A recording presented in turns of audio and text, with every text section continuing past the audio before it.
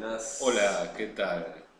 Cada vez somos más famosos, estamos ahora en Nueva York, mañana probablemente en Tokio.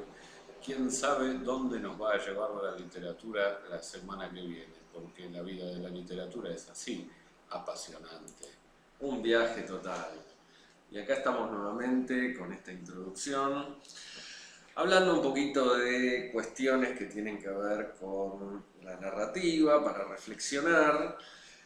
Y en esta oportunidad traemos un texto que ya leímos algunos fragmentos del libro de Ricardo Piglia, Formas breves, y su último ensayo, un ensayo muy interesante y productivo, Nuevas tesis sobre el cuento, que nos va a dar pie para pensar algunas cuestiones sobre los finales de los cuentos. Y les vamos a leer algo como para comenzar. Estas tesis son en realidad un pequeño catálogo de ficciones sobre el final, sobre la conclusión y el cierre de un cuento, y han estado desde el principio inspiradas en Borges y en su particular manera de cerrar sus historias, siempre con ambigüedad, pero a la vez siempre con un eficaz efecto de clausura y de inevitable sorpresa. Hay un juego entre la vacilación del comienzo y la certeza del fin, que ha sido muy bien definido por Kafka en una nota de su diario. Escribe Kafka el 19 de diciembre de 1914. En el primer momento, el comienzo de todo cuento es ridículo. Parece imposible que ese nuevo e inútilmente sensible cuerpo, como mutilado y sin forma, pueda mantenerse vivo. Cada vez que comienza, uno olvida que el cuento, si su existencia está justificada, lleva en sí ya su forma perfecta y que solo hay que esperar a que se vislumbre alguna vez en ese comienzo indeciso su invisible, pero tal vez inevitable final. Vuelve Piglia. Esta noción de espera y de tensión hacia el final secreto y único de un relato breve quiere ser el punto de partida de estas notas. Y vamos a leer un breve cuento que también introduce Piglia, ¿no? De Italo Calvino, como para ilustrar estas cuestiones, ¿no? Entre sus muchas virtudes, Chuang Tzu tenía la de ser diestro en el dibujo. El rey le pidió que dibujara un cangrejo. Chuang Tzu respondió que necesitaba 5 años y una casa con 12 servidores. Pasaron 5 años y el dibujo aún no estaba empezado. Necesito otros 5 años, dijo Chuang Tzu. El rey se lo concedió. Transcurrieron 10 años. Chuang Tzu tomó el pincel y en un instante, con un solo gesto, dibujó un cangrejo. El cangrejo más perfecto que jamás se hubiera visto. Bien.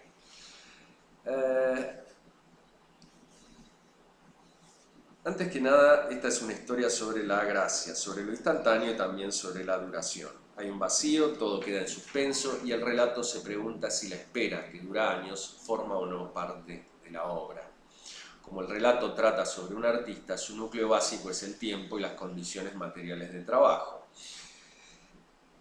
En este sentido, el cuento es un tratado sobre la economía del arte. Se establece un contrato entre el pintor y el rey.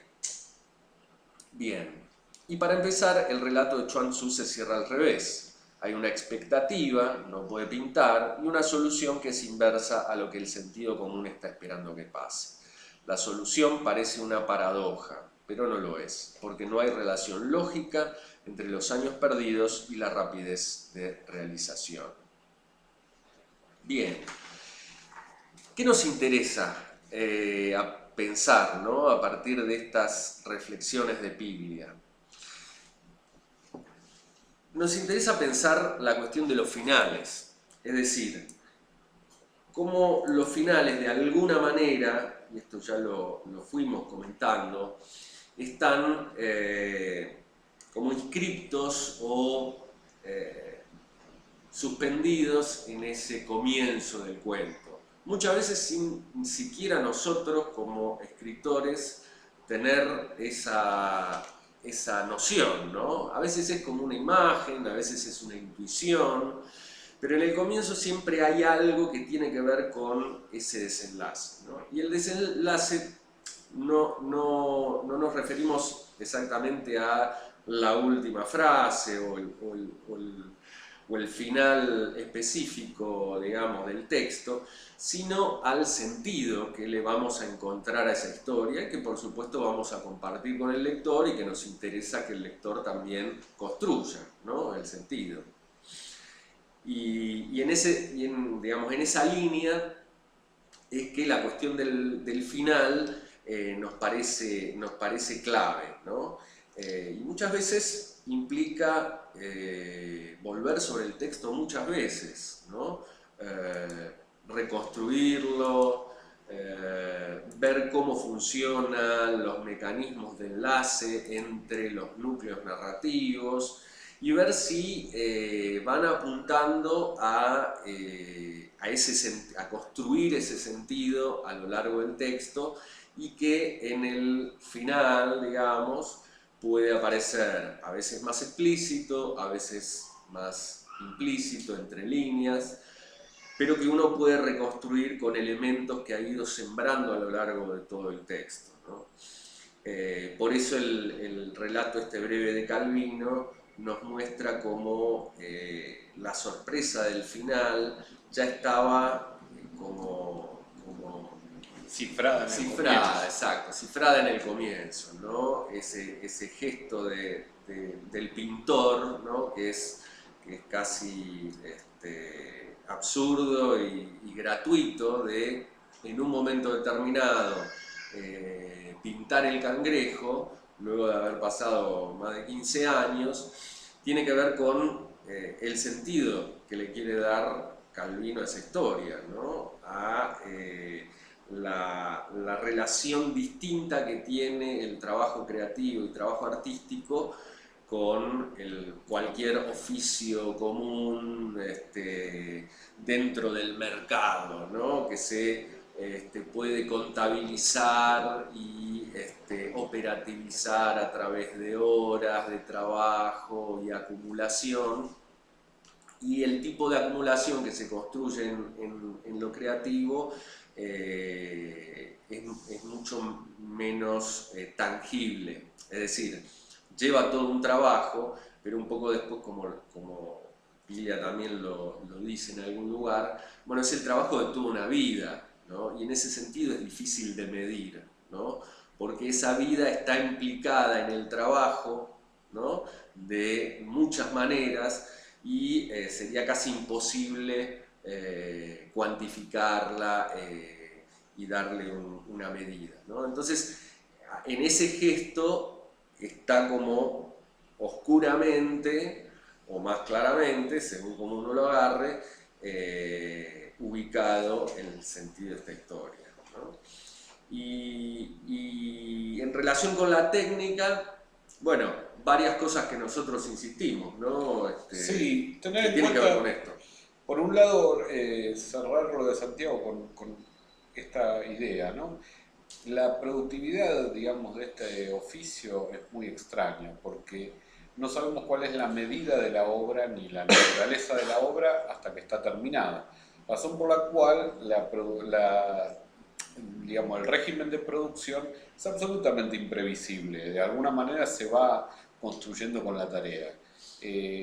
Casi cualquiera de los que escribimos hemos vivido la experiencia de tener que tener 2 horas de merodeo para escribir 10 líneas que duran 15 minutos. Sin embargo, uno ha gastado 2 horas y 15 minutos en esas 10 líneas, digamos. Exacto. Por más que en las 2 horas anteriores haya jugado al Tetris, barrido o mirado, qué sé yo, Teis Sport. No importa, digamos. No desesperarse por la comparación entre un tipo de productividad de otro tipo de oficios con esta, porque este es muy raro y es muy discontinuo.